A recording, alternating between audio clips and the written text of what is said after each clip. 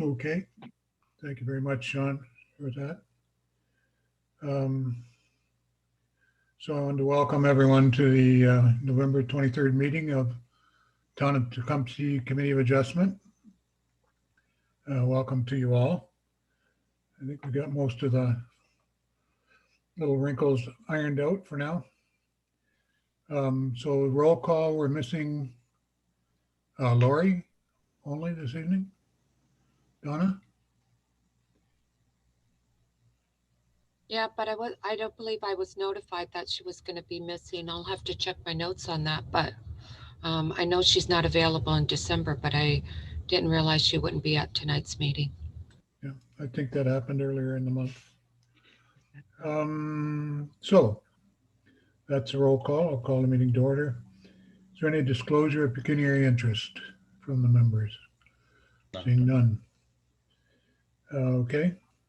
Minutes of September 28th were recirculated. Anybody have any issues with the minutes? Somebody want to move them? I'll make a motion to adopt the minutes. Thanks, Tom. Supported by I'll second Tony? the motion. Tony. All right. Any addition, deletion, correction? No. All in favor? Carried. So the first application this evening is a consent application for Clem Lachance property on 11-945 intersection. There's a minor variance that goes along with this, so we'll hear them together if that's all right, Donna. Yeah. Application for consent B0920, Clement Lachance, 11945 Intersection Road. The purpose of the application is to request consent to sever a vacant residential lot having a frontage of 45.7 meters, 150 feet, an approximate depth of 48.8 meters, 160 feet, and an approximate lot area of 2,229.7 square meters, 0.55 acres, outlined in red. The proposed retained lot containing an existing dwelling and 4 outbuildings has an approximate frontage of 78.9 meters, 259 feet, and an approximate total lot area of 7.8 hectares, 19.22 acres, outlined in green. Application for minor variance A1620 is being heard concurrently with this application for the undersized farm parcel and the frontage deficiency. The lands are designated low density residential and hamlet development in the Sandwich South official plan and zoned residential R1 and agricultural in the Sandwich South zoning bylaw. Application for minor variance A1620 Clement Lachance, 11945 Intersection Road. The purpose of the application is to request relief from the following subsections of zoning bylaw 85-18. Section 15.1.3, which establishes a minimum lot area of 19 hectares, 46.94 acres for a farm lot, and 15.14, which establishes a minimum lot frontage of 150 meters, 492.13 feet for a farm lot. The applicant is seeking the aforementioned relief to permit the creation of an undersized farm lot having an area of 7.8 hectares, 19.22 acres, and a frontage of 78.9 meters, 259 feet, resulting from application B0920, which is being heard concurrently with this application. The official plan designation is the same as what was read off for the consent as well as the zoning. Essex Region Conservation Authority had no concerns. Bell Canada had no concerns, and the planning report contains the concerns outlined by the town's engineer. I'd also like to point out that when the notice was circulated, it indicated that the frontage on the retained farm lot was 169 feet. As the frontage was broken, those two portions of the frontage needed to be added together. Therefore, the total lot frontage is, give me 1 second, 259 feet. So that would be the relief that would be being sought in the minor variance. Okay, thank you, Donna. Just messing around my screen here. So we have with us Julie Lachance, I think is going to, you're carrying the ball for the application, Julie? That is correct. Okay, at this point, I usually ask the applicant if there's anything they want to add to the information that we have that, to help us better understand why you're asking for The this. purpose of the lot is that my husband and I want to build our retirement home on the family farm. Okay. Stefan, I guess, do you want to speak to this at some point? No, I was more just attending and listening, so. Well, listening, okay, all right. So committee members, do you have any questions? Is there currently a culvert servicing the property? What the access, I assume, will be off of Intersection Road? It will be off of Intersection Road, and our understanding is that we have to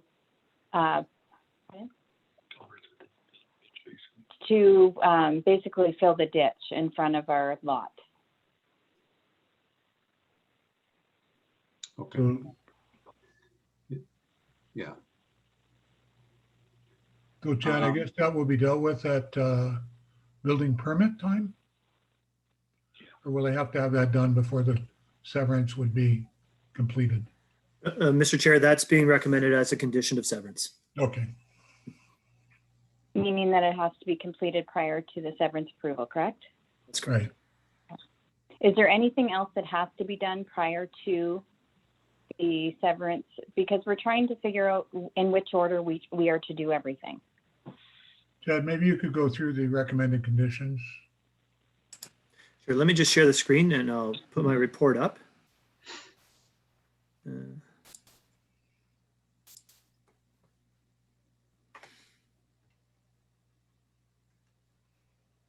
Okay.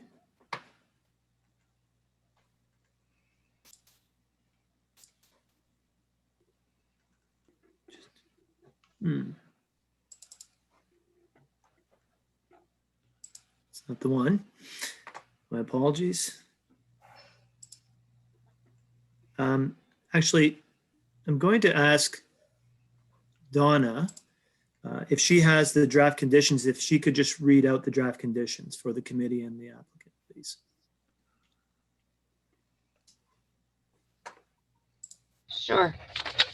So at the time of conveyance is prepared for certification, 2 copies of the reference plan by an Ontario land surveyor, as well as a digital file with DWG files being NAD 83 format, which has been numbered, dated, signed, and registered, must be submitted to the town.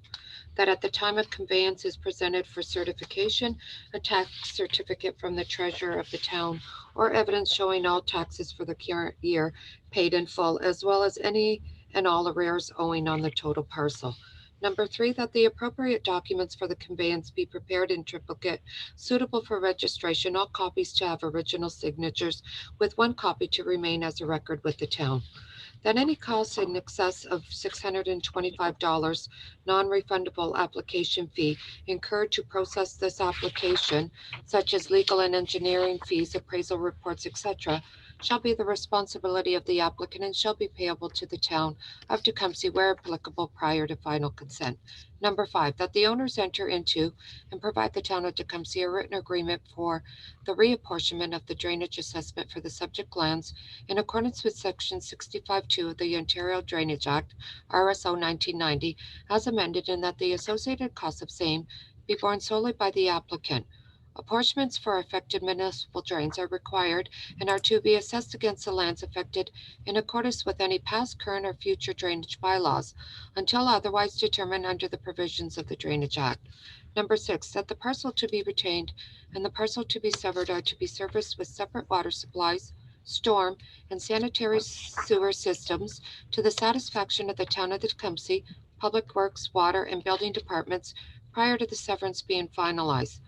Number 7, that the owner be advised that prior to the severance being finalized, a new access culvert and driveway are required across the open municipal Lachance drain to a parcel to be severed in accordance with Section 78 of the Ontario Drainage Act, RSO 1990, as amended, and that the owner is required to submit a request for improvement form to the town for the required new access culvert, and that all costs related to the new access culvert and driveway are the responsibility of the applicant. Number 8, that the owner determine if there are any existing farm drainage tiles extending through the parcel to be severed to the Lachance drain, and if existing farm drainage tiles are found, that the owner redirect the tiles around the parcel to be severed to the satisfaction of the chief building official prior to the severance being finalized. Number 9, that at the time of conveyance is presented for certification, an amount equal to 5% cash in lieu of parkland, based on the market value of the land being conveyed the day immediately prior to the approval in principle having been granted, to be paid to the town of Tecumseh. Number 10, that the applicant apply for and be granted a minor variance providing for relief from subsection 15.1.3 for minimum lot frontage and subsection 15.1.4 for an undersized farm parcel of zoning bylaw 85-18 for the retained lot. And number 11, that the above conditions be fulfilled on or before November 27th, 2021, prior to the severance being finalized. Okay.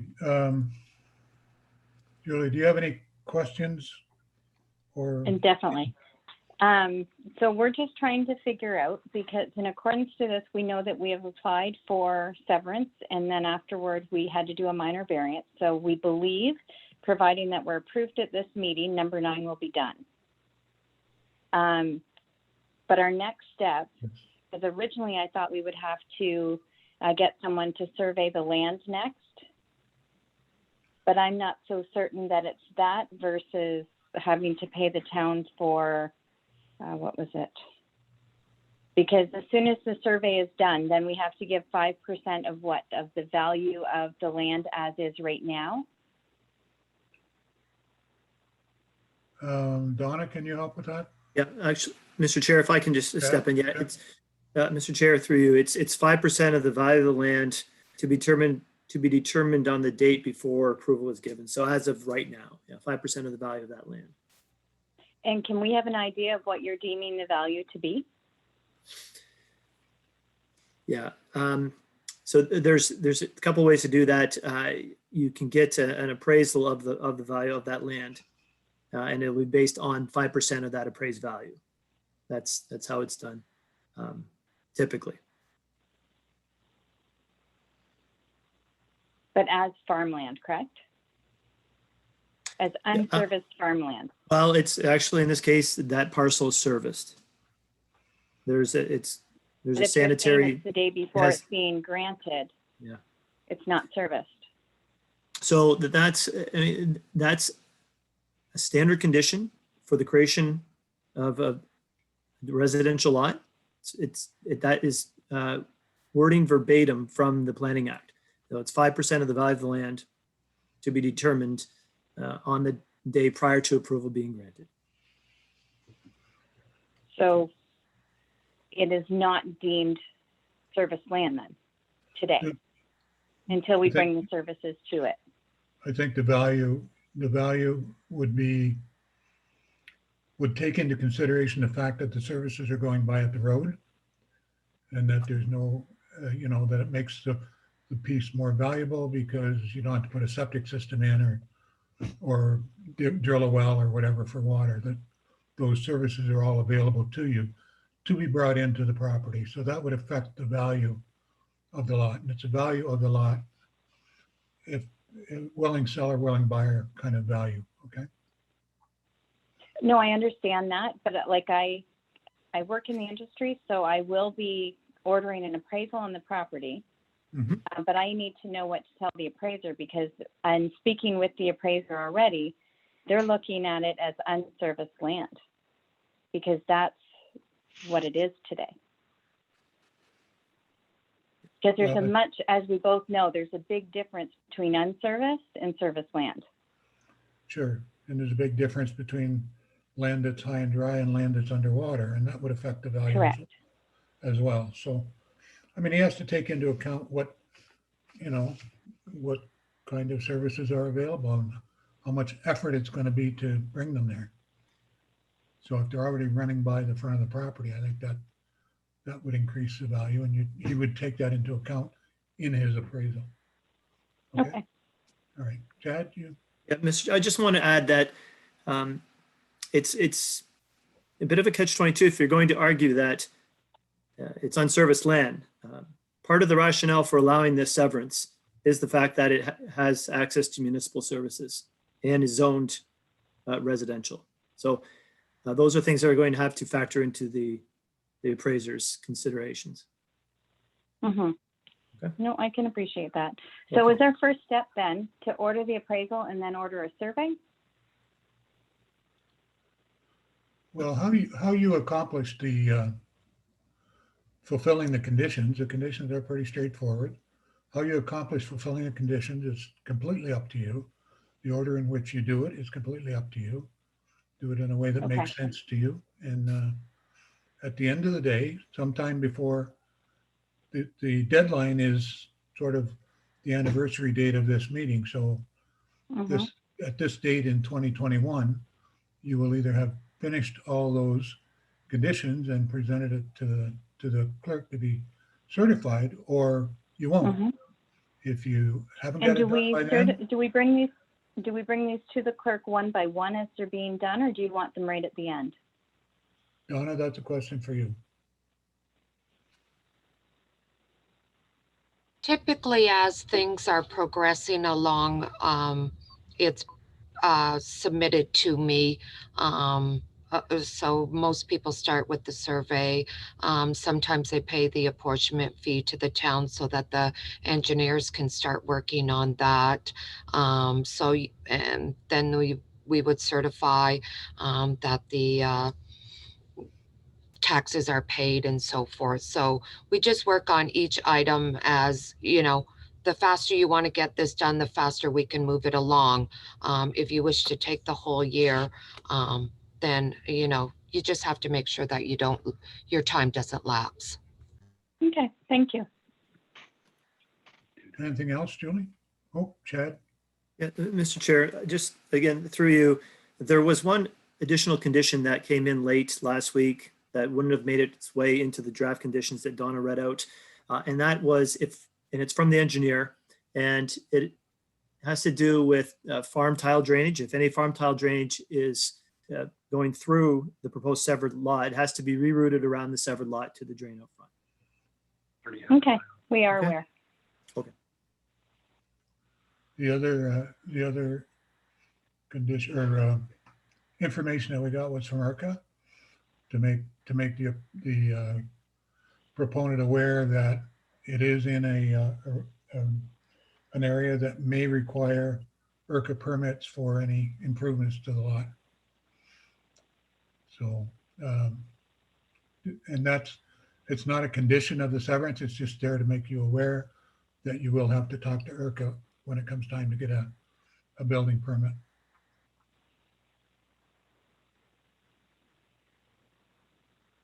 Julie? Yeah, that's fine. Okay, all right. Some of you heard that. Members, questions? Tony? I guess my question would be more for administration. After this, Chad, there basically would be no more severances on this property. It would just have to be through a plan of subdivision.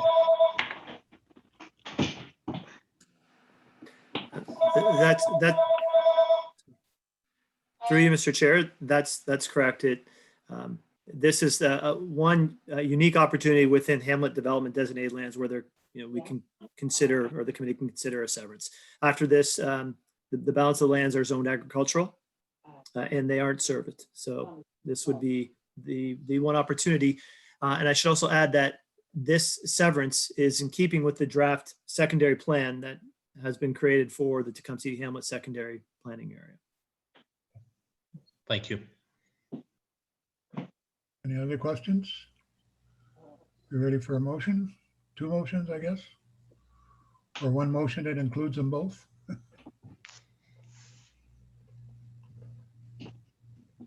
I'm waiting. Mr. Chair, I'll make the motion that the application for minor variance and the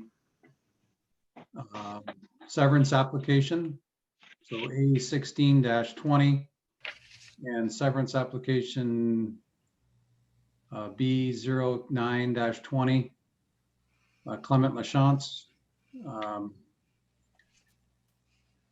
to be approved based on the conditions that were included as a condition of severance. Okay. And that it does meet the four tests, and I think it I'm satisfied with that. Seconder? Tony? I will second that. It does meet the four tests from what I can see.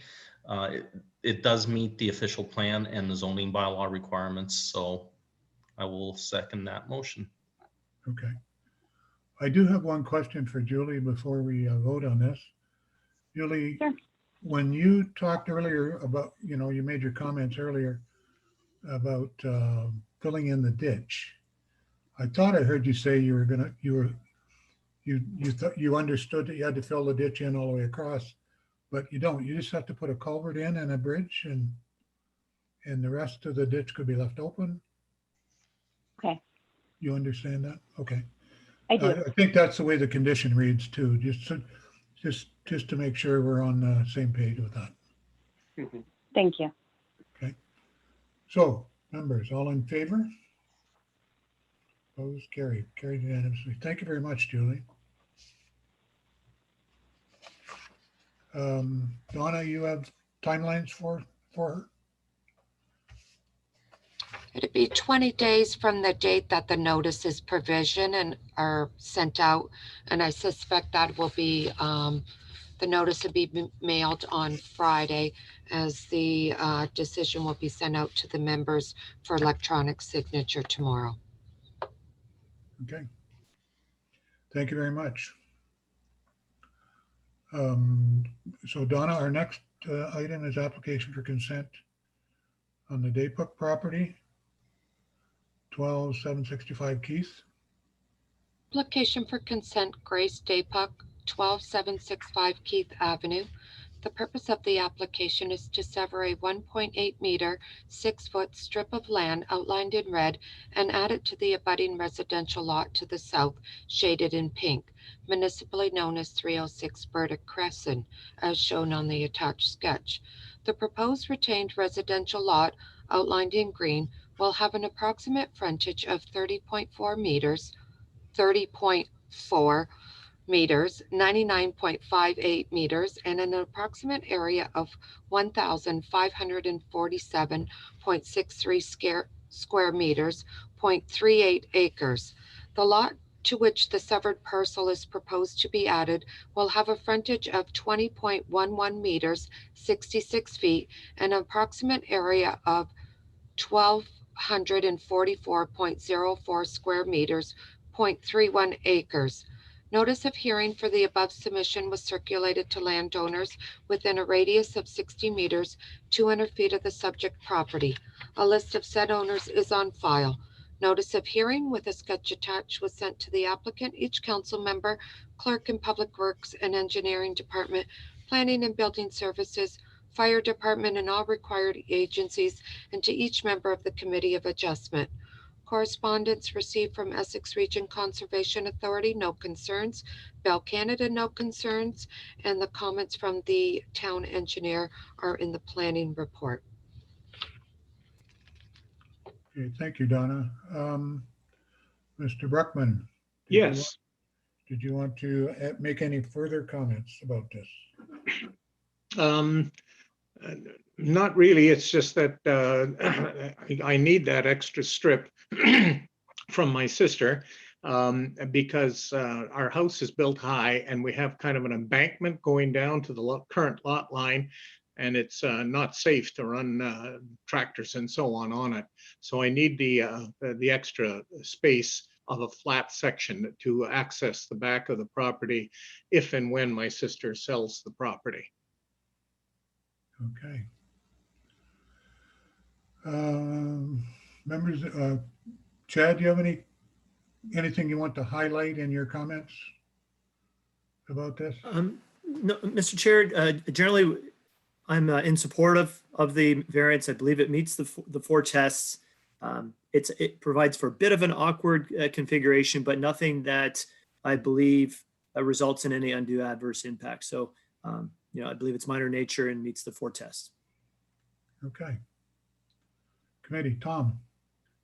Through you, Mr. Chair, maybe to administration. So is the side yard of the house would be the backyard of the lot to be retained? I'm just curious. It just seems like it's up against the lot line. There's no side yard setback, and how that came to be? Perhaps it's just the aerial. Through Mr. Chair, can everyone see the air photo? Yeah. Okay. So yeah, the retained lot, its front yard is actually along Burdick by definition of the bylaw. The rear yard is here, and it obviously doesn't meet the minimum, but it's protected under the grandfathering clause. And how that configuration came to be originally, I'm not certain of that. Sometimes in the past, there might have been a severance that resulted in this configuration. But it's the lesser of the two lot lines abutting the street in the case of a corner lot that qualifies as the front lot line. And then everything else is based on that. Now, none of those dimensions are changing except for the interior side yard, which is this one, the yard that abuts the parcel to be severed. And that continues to meet the minimum interior side yard in the bylaw. And similarly, the side yard for 306. Yes. Does it conform currently?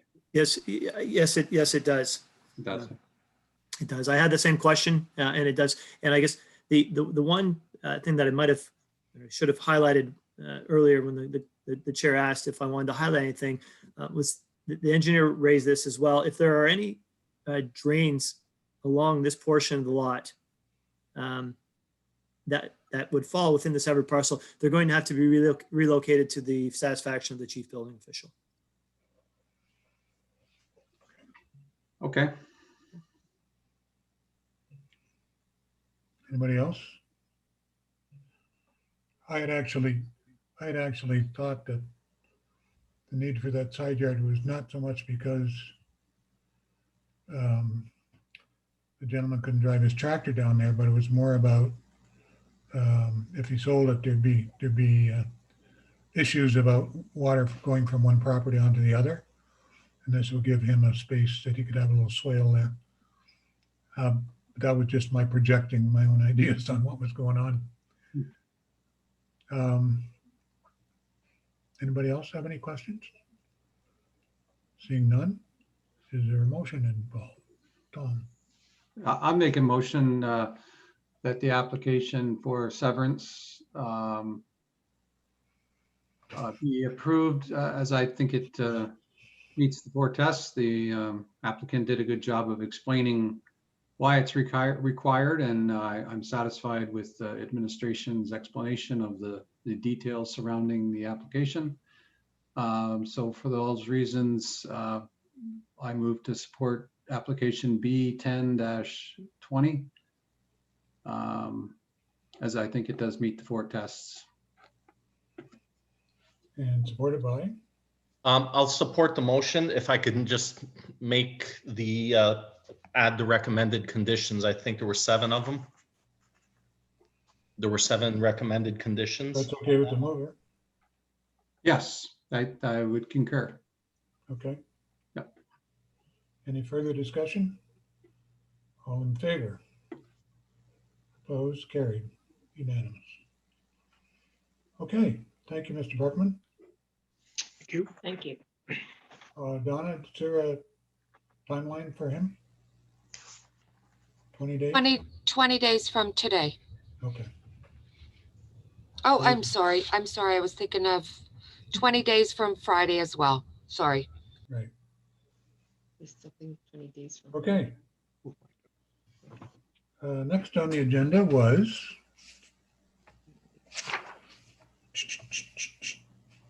no deferrals. We got a copy of the planning report. Chad, you want to, I assume you put that on there? Brian is supposed to be joining us Oh. about now. I'm not sure if he's Yeah. checked in. Yeah.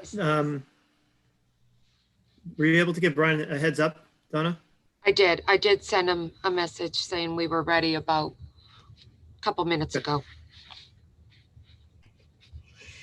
But I can give just some preliminary comments on this. And we don't have to complete this discussion tonight, Mr. Chair. Oh, here's Brian now. Just admit him.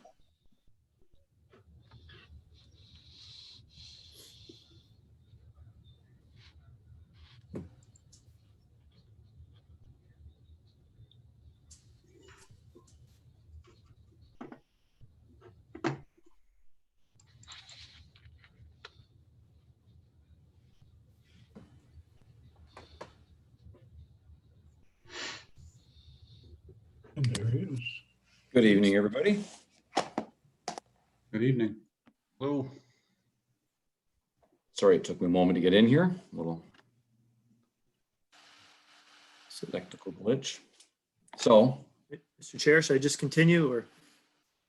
Well, it's you and Brian's show right now, yeah. Yeah, okay. So Wow. Brian, I was just mentioning that we wanted to give the committee an opportunity to review the proposed consent policies with us. And I realize you just received the PDF of the document this morning, unless you had an opportunity to go on the website and view it earlier than today. So you may want some time to review it, and we can continue this discussion at the December 14th meeting. So we'll put that on the agenda again, just in case you have any further questions after tonight.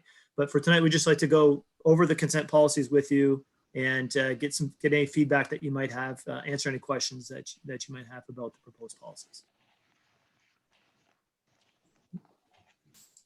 Okay. I think as you're getting those, Chad, I would just, if I could offer just to the committee, this plan went through a little bit of a sort of an adjustment near the end of its development because the province, just after that first wave of COVID, they continued on with a couple of legislative changes and so on near the end of COVID. And one was they issued a new provincial policy statement. And so the plan is reflective of a new PPS issued in the mid part of 2020. And we now have a 25-year planning horizon, and they made a number of changes to various policies. So this plan is intended to be totally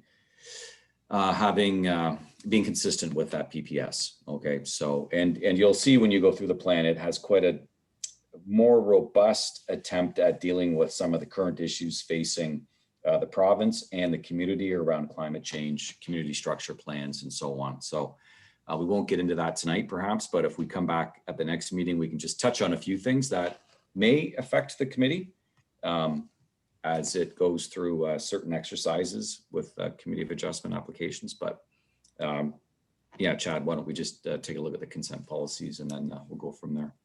Yeah, I guess I could have added a little more background too. I don't know if the committee would appreciate that.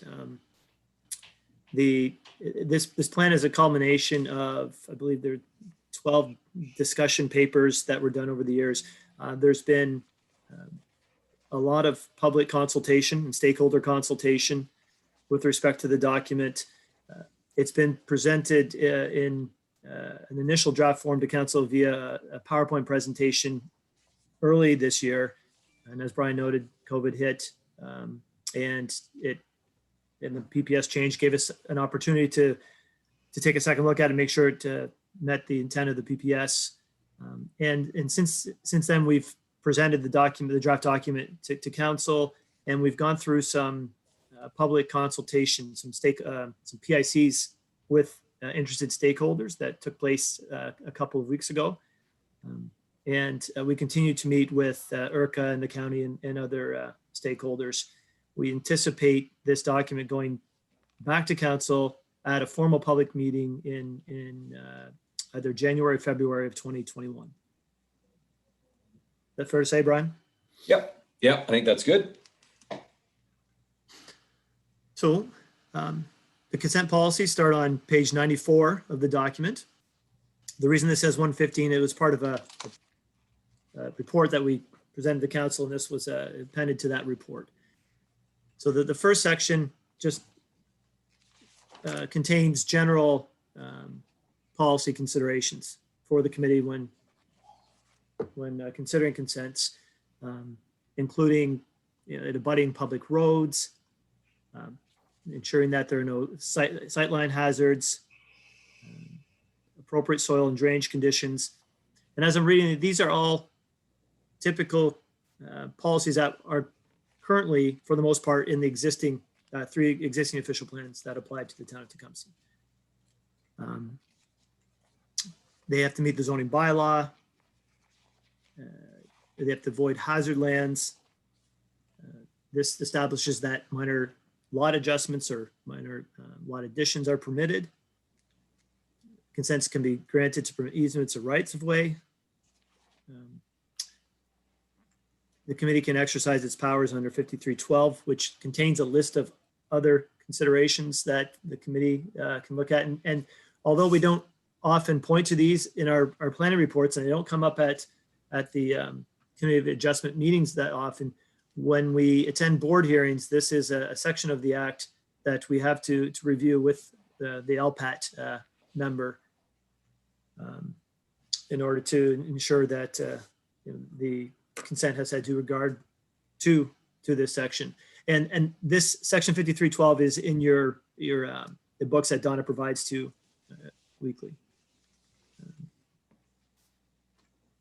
These are some of the typical conditions that are stipulated in policy: that taxes, development charges being paid, parkland dedications, road widenings,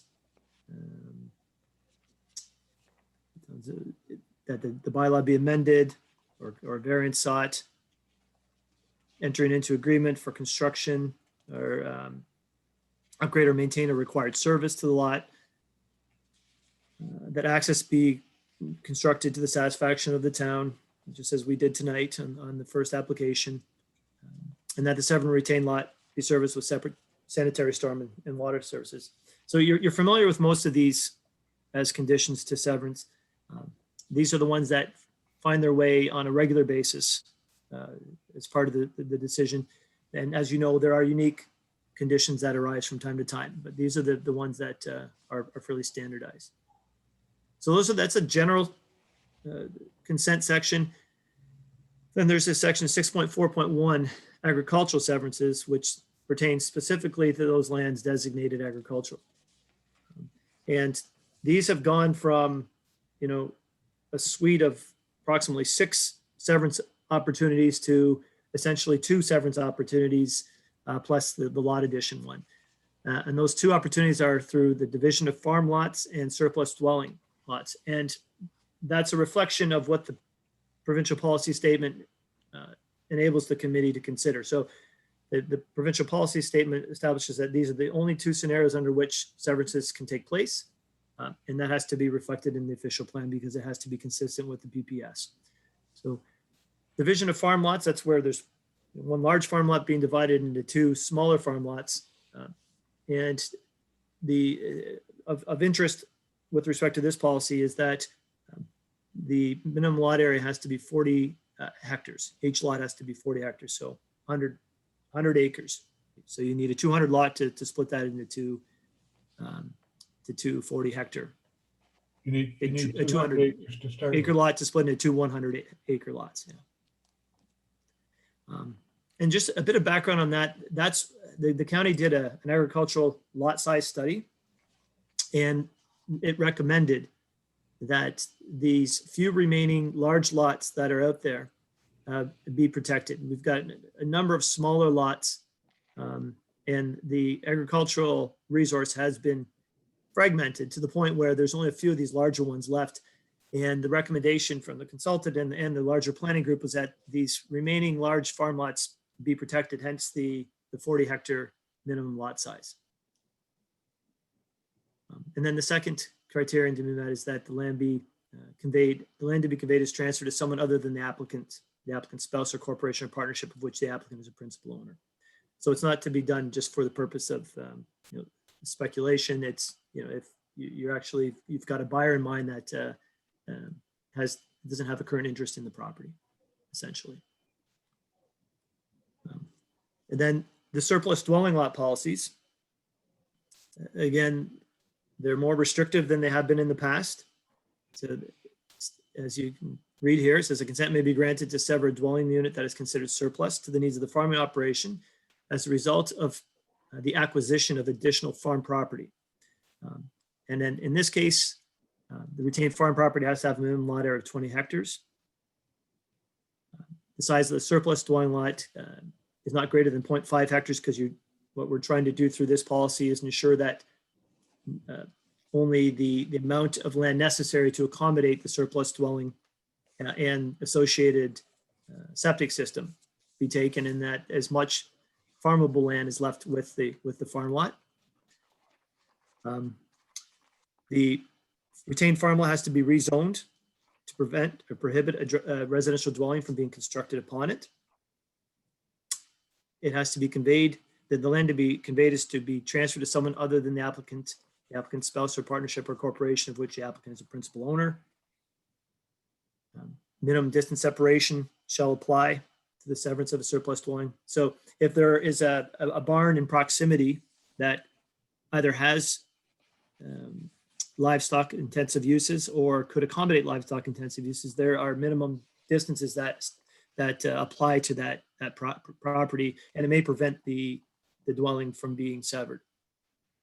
Under item F, this is where there are large barns or agricultural outbuildings that are in proximity to the surplus dwelling, and in these cases, we encourage them to remain with the farm parcel or demolished or removed and located elsewhere. Because we don't want these outbuildings to become part of the residential property. We find that can lead to problems with zoning compliance. They tend to get used for uses that aren't permitted in the rural area. And then finally, that the surplus dwelling is in a habitable condition as determined by the town or a qualified building inspector. You want to make sure that someone isn't they're trying to sever a surplus dwelling lot that's, basically dilapidated or crumbling. So those are the surplus dwelling and farm lot division policies in the draft official plan. I guess before we move on to the next section, are there any questions with respect to those? Or Brian, did you want to add anything else? No, that's good, Chad.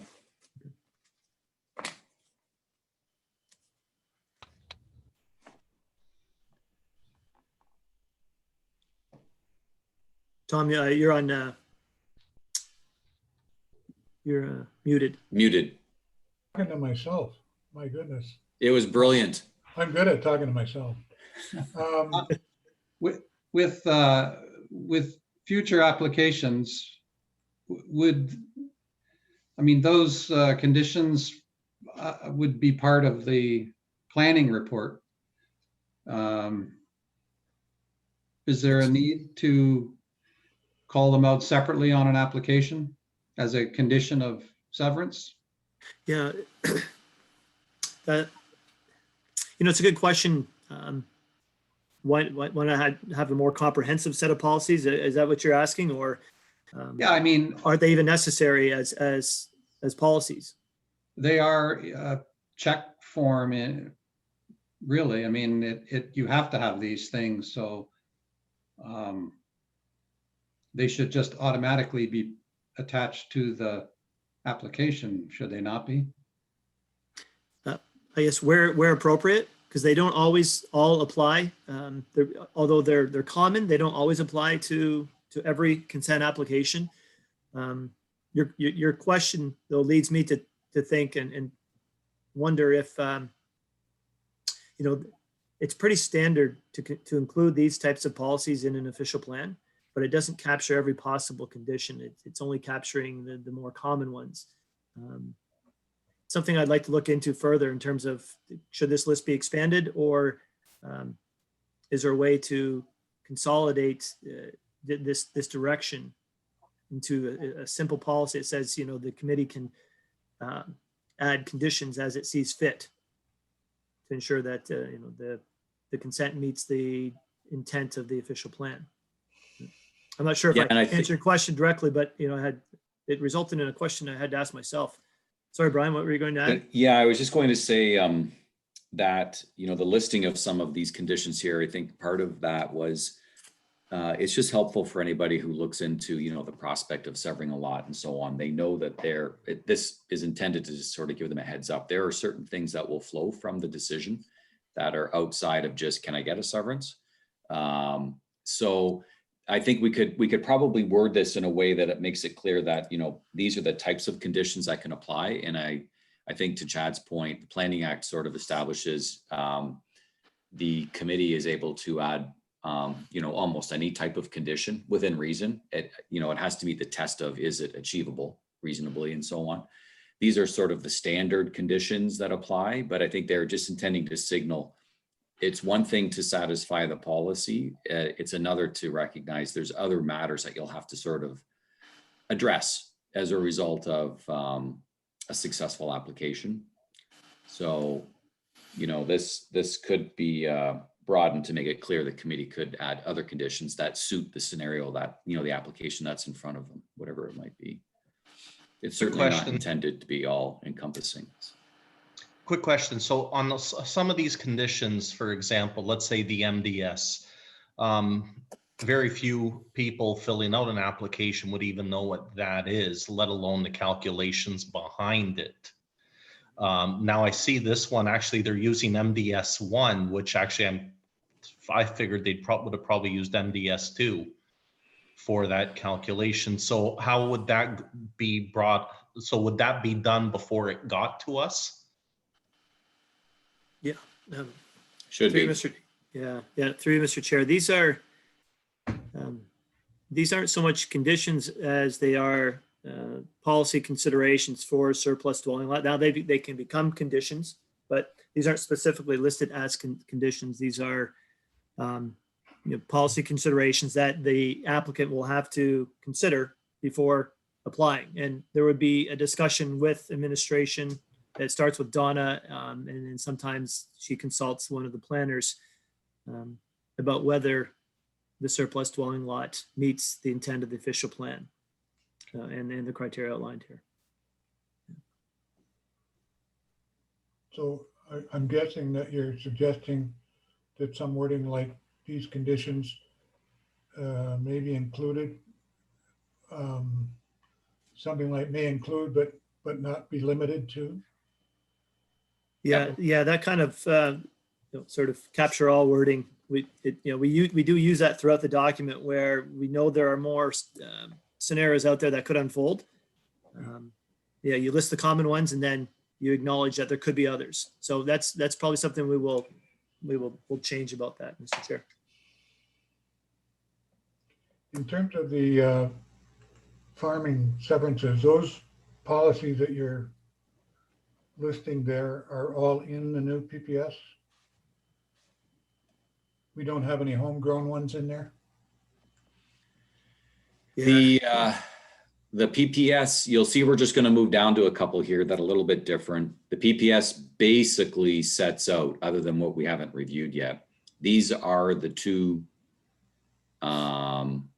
severance types that are permitted on agricultural lands, other than what we haven't talked about yet.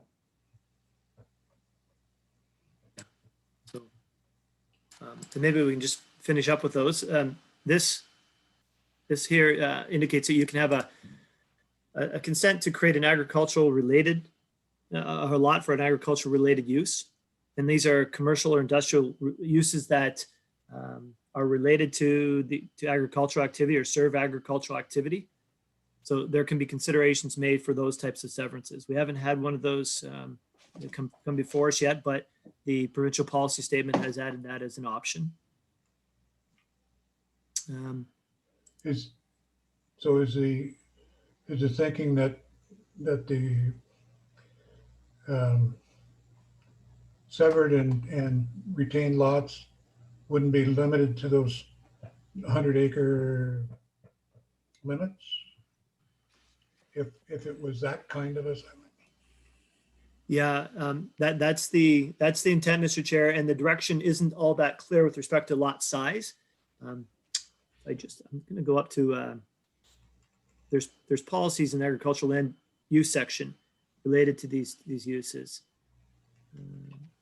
yeah, I was just thinking that, like, well, the new thing is It's the around 37. Sorry. 37? Tom. Tony's favorite marijuana stuff, where they don't take that big of a piece. Yeah, so with respect to marijuana the operations, those would have to conform, if someone wanted to create a lot, Mr. Chair, to permit that under the current draft policies, it would have to be a minimum size of 100 acres. Wow. Now, they have to go through a rezoning as well to establish the use. So there's no provision here for a smaller lot size for a cannabis facility at this time. Well, it's an agriculture related use, so these It's actually an agricultural use, though. Agriculture related is a little bit different. That's why if we go through this, you'll see. okay. Tom, Yeah. So and this is this is back in the policy section. Yeah. So agricultural related uses, they're farm related, commercial, farm related, industrial uses that are directly related to farm operations in the area, support agriculture, benefit from being in close proximity to farm operations, and provide direct products and or services to farm operations as a primary activity. Now, the province has put out guidelines with respect to these uses, and it gives you all sorts of examples of what they could constitute. And then we've added that these uses are subject to a zoning bylaw amendment and site plan control where deemed appropriate. And these are the criteria that must be met in order to establish these types of uses. They have to be compatible not with the surrounding area, not hinder agricultural uses, appropriate to the rural service level, which is important depending on the type of farm-related commercial or industrial use. Could be a big water user. We have to make sure that there's enough water capacity for them, that they have appropriate access for the type of traffic that they would generate. There's limits on the total number of employees, that it complies with the sign bylaw. It won't change the character of the area, it won't become hazards, and there's adequate limits on outdoor storage. Those are agricultural related uses. And then there's on-farm diversified uses, which are sort of secondary. You can't get severances for those types of uses. They can occur right on the farm, and they include things such as home occupations, agritourism uses, that kind of thing.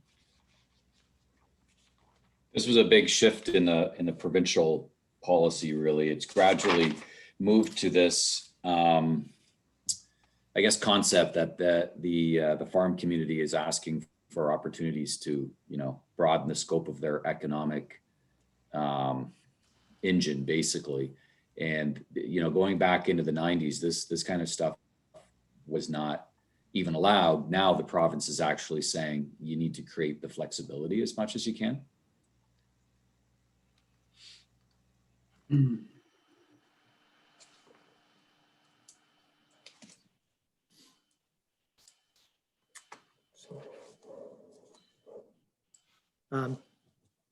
Moving back to the consent application or the consent policies. what section were those in? 6? Yeah, sorry, Chad. Yeah, that was like page 96. I think Okay. that's where it starts. I think we were on about 98. So this is Oh, just no, yeah. yeah. The next policy just reaffirms that residential lots should not be created in agriculturally designated areas unless they meet the surplus dwelling lot policies. Lot creation for infrastructure uses is permitted where the facility or corridor cannot be accommodated through easements or rights of way. And then the last one is with respect to lot adjustments. So, or minor boundary adjustments. And the committee has dealt with those types in the past as well. So those are the suite of severances that the proposed official plan allows for agricultural areas. And as I said earlier, this is the first time you've probably seen this. So if you want some time to think more about it, read more into it, read other sections of the act or of the official plan that might be relevant, and then we can have another discussion about it at the December 14th meeting. You know, we can do that as well. Just one additional item, maybe.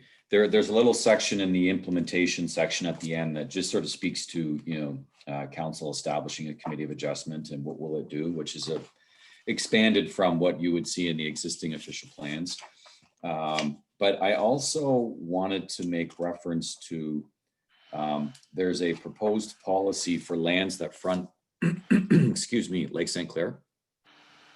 And the issue of minor variances, our favorite topic here on the committee when it relates to minor variances. And it speaks to, in fact, I'm going to find the policy because we don't have a specific policy related to this.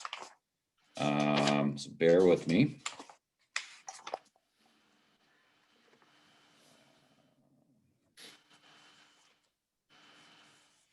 Let me know when you find it and I'll move it to that section, Brian. Yeah. Thank you very much. So we're around page 62 in the residential section. And at the bottom of page 62, there's in the policy section, the land use policies, it kind of starts out with, which you've all seen before, a set of goals, and then a set of policies to implement the goals. And then at the beginning of the official plan, there's a whole basis section and there's a structure plan that's set up and so on, and there's general policies. But so for lands that are designated residential on page 41, at the very bottom, one of the goals is to protect the existing viewscapes of Lake St. Clair from residential properties on the north side of Riverside Drive. And then there is a corresponding policy that is here somewhere. On page 44 of the document, 65 of the council agenda numbering, XI Roman numeral 11, the town policy shall include adequate provisions in the zoning bylaw that have the effect of reasonably protecting existing viewscapes of Lake St. Clair from residential properties on the north side of Riverside Drive. So, we've been at this now for a long time, actually, this type of policy. But I know this committee's had its own number of applications come before it. And, the policy documents have always been very vague regarding this issue, but it is a very unique situation that we have here with this built form that exists, road, front yard, house, viewscapes along the back. And the documents have historically in the zoning bylaws carried forward some level of a form of sight lines and so on. So it seemed appropriate to have the official plan set up a policy environment that more clearly established it was policy, and then the zoning is implementing it as a regulation. So I think that's a policy that would help from the perspective of clarifying the intent of what the zoning is trying to do. Yeah, and Mr. Chair, just to add to that, I've heard in the past in other areas,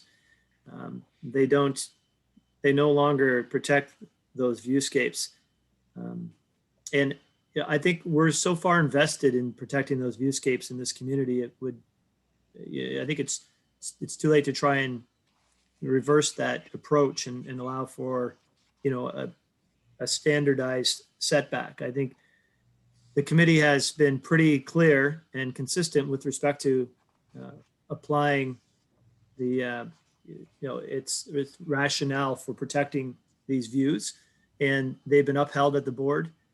So Brian and I both thought we should add some policy language to support that that position that the committee has been taking over the past couple decades. As difficult as those ones can become. Now, what I've seen in some other municipalities, and not just in this area, but outside, some have started to remove some of the sightline provisions and in the last 10 years, so to speak. And there have been inquiries coming in around, the form of our regulation, because I think they're looking at reintroducing them and just sort of looking at, what are some standardized wording? Because there's a few little nuances on how you could write those regulations in a zoning bylaw. But I think it's just a really interesting area, but I think there has been such a high investment in protecting this sort of regulatory environment that generally the consensus that we receive is that people want to maintain that regulatory environment. Although now and then new people move in and they're basically, I just want to do what I want on my, as you guys know, on new builds, they're building their dream palace. And but then after they've been there for a while and the neighbor next door comes forward, they tend to recognize the intent and the value. And as is always the case, policy and regulations are never perfect. There's always little interpretations that can be made. But I think what we're trying to do is just clarify, both from a policy and a regulatory environment in this community, the intent is to have some recognition that there's a unique situation here, and as best as we can try and protect it for the value and benefit of the people who live in that area. So that's sort of the path forward at this point. Well, we're on track to have lots of cantilevered second stories. So I think it's a good idea to have some more clarity about what's allowed.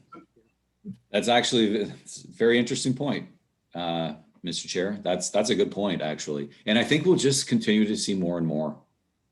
And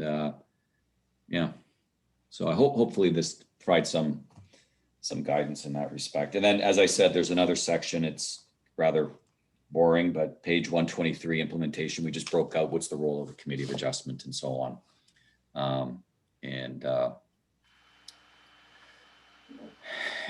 So that's that. Now, as we said at the beginning, this document, it actually has an entire new little section trying to communicate to the users what constitutes compatibility, which sometimes the committee finds itself faced with as a determination, particularly as it relates to minor variances. So there is a section that's been introduced that's trying to say, okay, what are the things you'd want to have regard to when you're having a discussion around compatibility? A real driver is a change in land use, which the committee sometimes would have to have regard to. Another is, it could be on a minor variance that is causing the conversation to turn around compatibility between two uses. So there's a new section here that tries to encapsulate, sort of the philosophy behind it. And it's really quickly, further development and redevelopment will be guided by principles of land use compatibility with respect to the quality and stability of existing areas, provide for suitable transition between areas of different uses, sensitivity, urban design, treatment, intensity in order to avoid or mitigate adverse effects. Land use compatibility does not mean the same as, but to coexist, the same as, but is to coexist harmoniously with one another. It didn't come off the tongue smoothly. I think Chad you would have seen that in a number of reports that have come to the committee on a number of issues. And it's one that we face all the time. So then, and I didn't intend to go through these in detail, but it just tries to break out. These are the types of matters that should be assessed. And then what are the types of mitigation that you might consider when having regard to those? So these have consistently come up over time, these types of issues. And, we're hopeful that this will help, again, sort of guide the discussion when one is evaluating these types of applications, whether it's council, committee, staff, the public, applicants, et cetera. So it's a little bit of a different approach. There's one there that Tony might like to talk about. That's sub 3. Yeah. Yes. For Yeah. sure.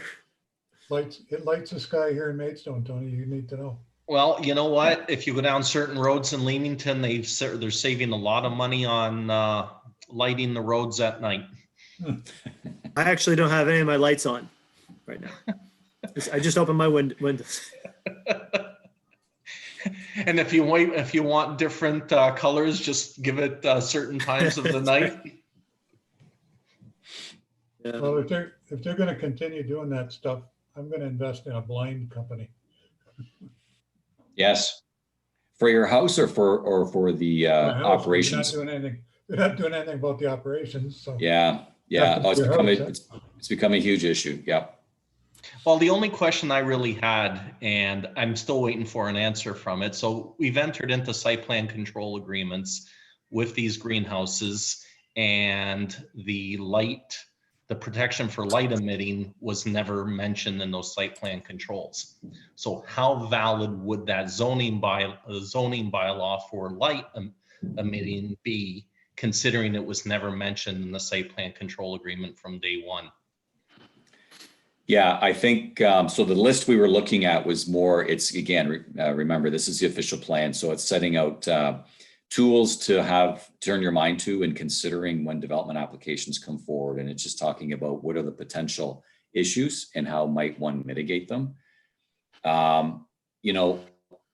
Zoning typically doesn't deal with lighting. A site plan could, but the site plan agreement has to have clear language in it. That's the starting point for that type of control. So if there's I don't know your agreements, but they would need to have some specific language around it, and some of that's still just developing. Yeah. So my point is, so it was never. So let's say it's never mentioned in the original site plan control agreement.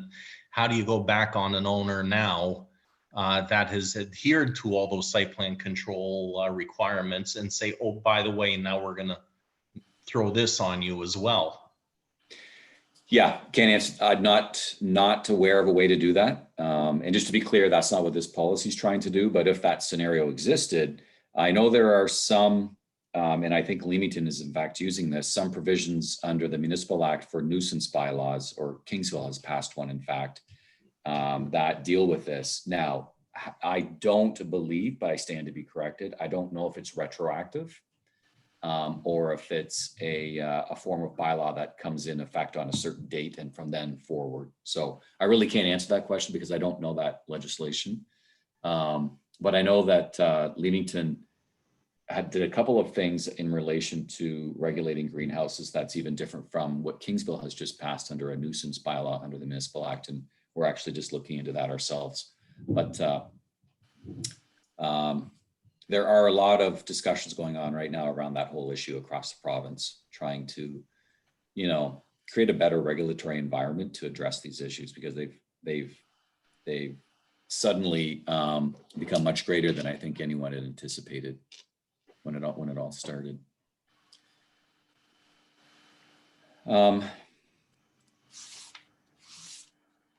So I think that was a thrust A, Chad, of what we were hoping, at least for tonight, knowing that. Yeah. And like I said, there may be other, cursory policies that, or at least cursory to the function of the Committee of Adjustment. And if you get a chance to skim through the document and you have any questions, feel free to shoot me an email or raise them at the December 14th Committee of Adjustment meeting with us. 185 pages. My printer's going to go nuts. No, Tom, Mr. Chair, just save it on your computer. Yeah. I know someone who can help you with that. And then you read it on this device. No paper required. And no ink. Is it a searchable document? It's a PDF. So Oh, searchable. Searchable. I mean, you mean if you put in a term that you wanted to find, is that what you mean by searchable document? Yes. Think You you have can to do spell that? it right, that's all. As a PDF, you can, yeah. Yeah. Yeah, so you know what? We could even just put on for the next meeting under, is this under new business? I didn't look on the agenda. Yes, it is. It's We under we new could leave it business. on if you like. Mr. Chair, members. Yep. And reconvene at that time, and Then we'll decide if we want to leave it on for January. there you go. Yeah, We're hoping to get this in a position where council's able to deal with it, as Chad had said, sometime late January, early, probably February, by the time they're in a position to consider some form of decision. So, okay. so, okay. You'd like us Thank you to for your limit, time. you'd like us to limit our observations to committee of adjustment matters as we see them? Or can we be general? You might want to, if you want to be general, Tom, you might want to submit That's separate good. set of comments as a citizen. Okay, That was rather tactfully dealt with. I mean, if you No, see the it's fair. relevance in relation to the committee, I think that's, a fair game, but I think we are sort of, that is a sensitive line, right? But we are sort of looking through the lens of your duties as this particular committee. But certainly open to hearing any comments you might have. You can't tell, Tom, but I'm looking right at you right now. I know you are. I can see my reflection in your glasses. The lighting here is horrid, so sorry, I do look kind of. That's why I took my glasses off. Yeah, it's brutal. Yeah. So ordinarily at this time of year, we'd be talking about where we're going to meet for our Christmas party. But I suppose we're not going to do that this year, so. Who's breaking the, I'm shaking my head. Chad and Donna are doing a pretty good. Yes, unless We're- things change Donna's saying, drastically. Thank goodness. No. The town is not, just to follow up on that, actually, I think at the last meeting, there was a determination that there would be no functions. And the town usually has a separate function, as you guys probably know, with council. And council decided at their last meeting, I believe, to take a certain portion of costs for that function to put it towards, I think, Goodfellas, I think, of Tecumseh, I believe. But it was very much concluded, and there was a lot of discussion. It's just not that, unfortunately, it's just, not viable with COVID. Well, yeah, that's fine. We don't have that problem because we have a self-funded Christmas party, so. Yes, we're familiar with that concept. It's just the numbers. But I mean, I guess that's, it's not looking good going forward, quite frankly. For indoor. I only saw staff shaking their head. I didn't see the members. Yeah, everybody was pretty content with the situation, it would seem, so.